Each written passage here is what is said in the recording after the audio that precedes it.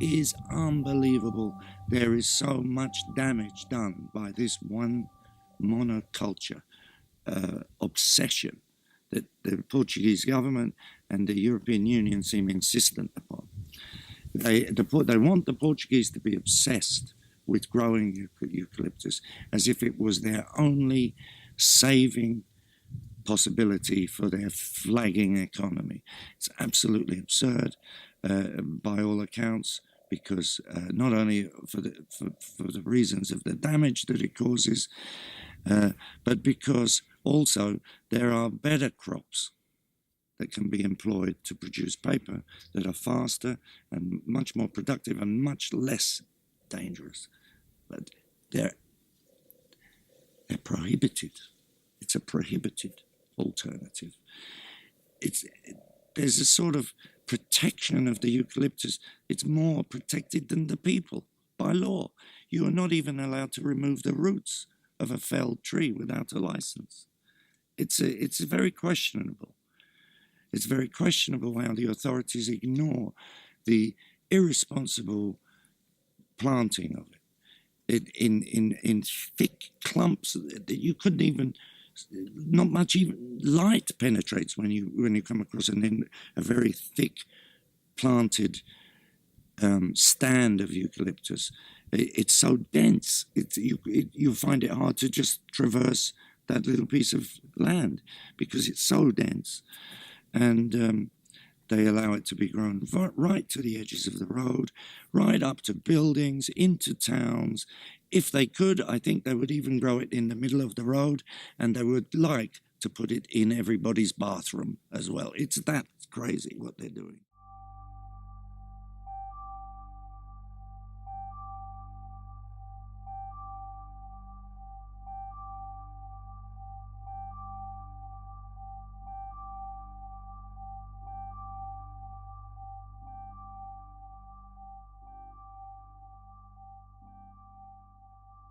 2 weeks ago, on Saturday, we had a lovely day. It was a normal day, pretty hot, about 35 degrees. And in the late morning, we'd been for a walk, a friend and I, walking down by the river, looking at all the gardens, the fields, the trees. A very beautiful place, full of nature and butterflies and gorgeous vistas of nature.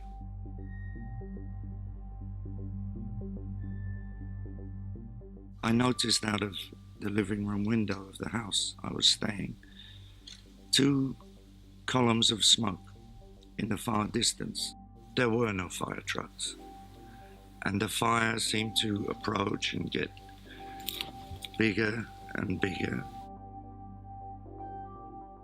The sky turned completely black, like night, and it was the middle of a sunny afternoon. There was a wind. Just prior to the sky turning black, actually, there was a wind, very high wind, out of nowhere.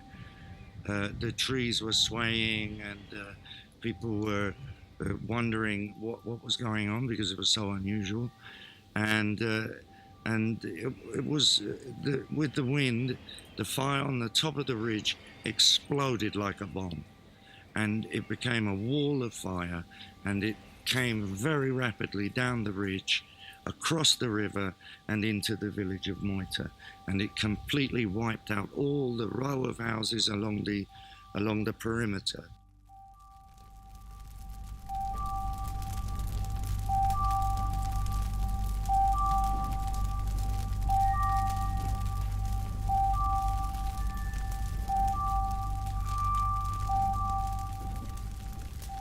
It was very evident it was a monster, and it was coming to get us.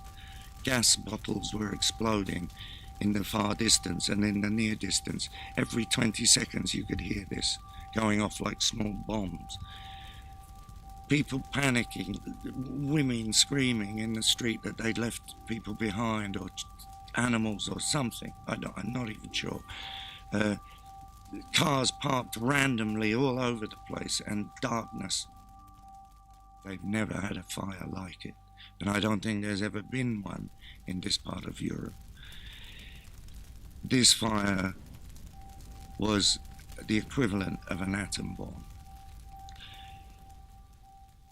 Many, many, many thousands of people have been affected by it. The area is vast. It's burned.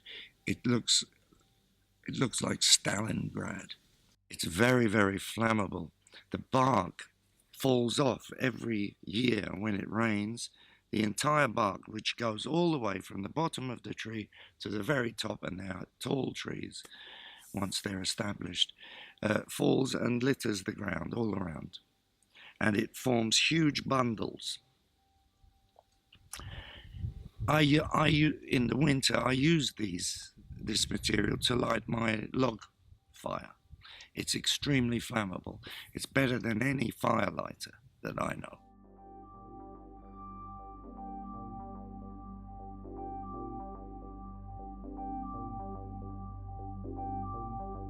They're indestructible. Fire does not destroy them. It might hurt the young, very young plants, and they won't survive. But once they become saplings, which is in a very, very short period of time, they're almost indestructible to fire. In fact, fire is how they propagate. In Australia, the ancient Aborigine word for the eucalyptus tree is the tree of fire. That seems to have gone unnoticed in Portugal.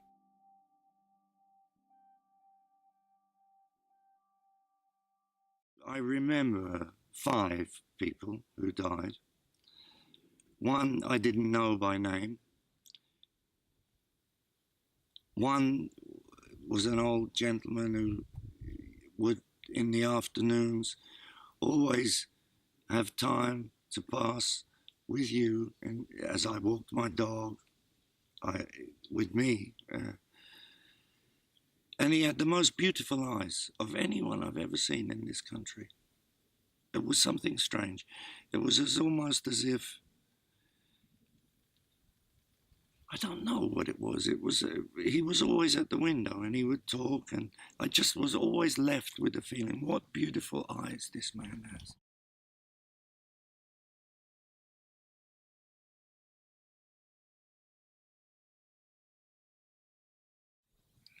He died because of the window. The window was open.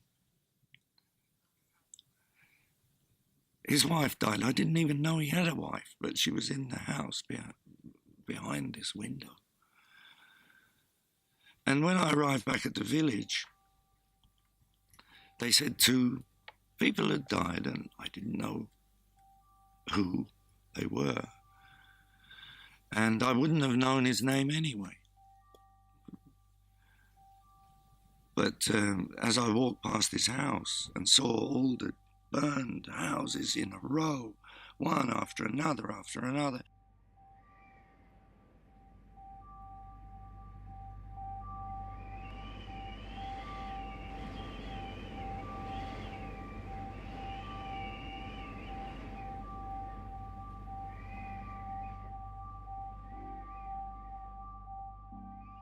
the other people I knew, strange really, 2 similarly aged young women, one married, one not, both very intelligent, good people, really good people,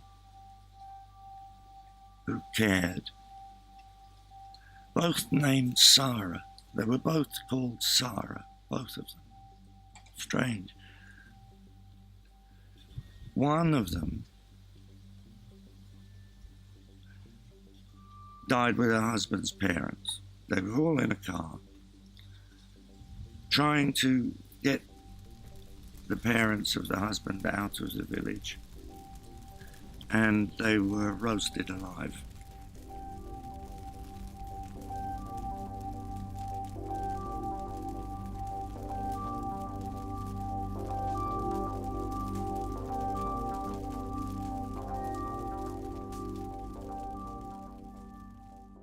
Everybody has somebody.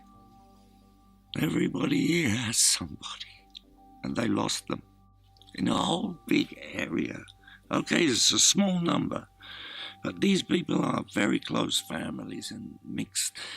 You know, this is going to have a big impact on the way Portugal carries on.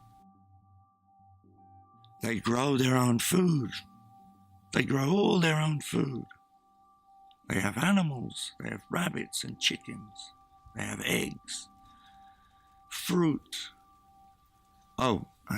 They had those things. Not all of them have now. Many haven't.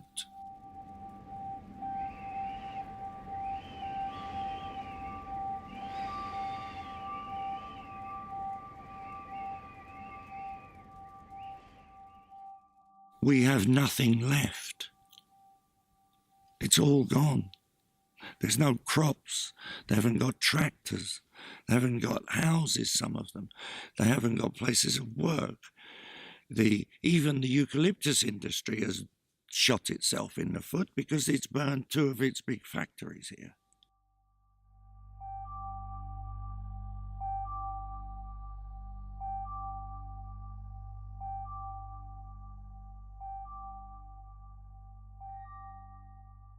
The country's more or less being sold down the river for the paper production industry. People's lives are being put at risk in large swathes of the country. It's shameful how the tree is planted. It's planted on ancient terraces, farmland. It destroys villages, ancient waterways. It just wrecks the place, and it sucks all the water and nutrients out of the soil. So after a number of years or cycles rather, there's very little left. You're left with a desert.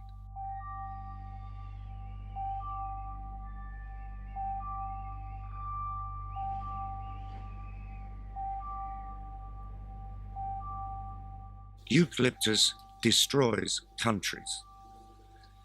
And behind it is a very, very, very powerful lobby. People who enrich themselves.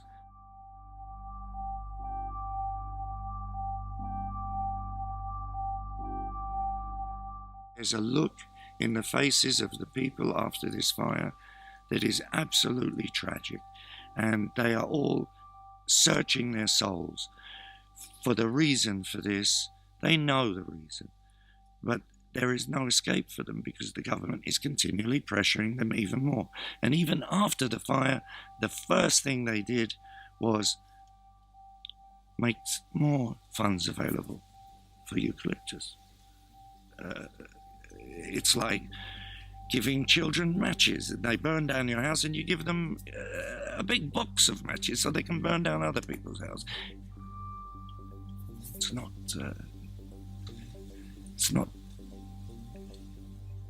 It's not anything that any sane person would proceed with after the destruction of this fire. The area of damage has been estimated at approximately 60 kilometers by 60 kilometers.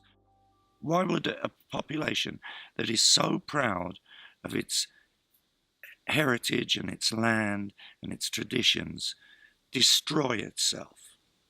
Why would it expose itself to being incinerated? Why would any sane population do that? Eucalyptus, eucalyptus, eucalyptus.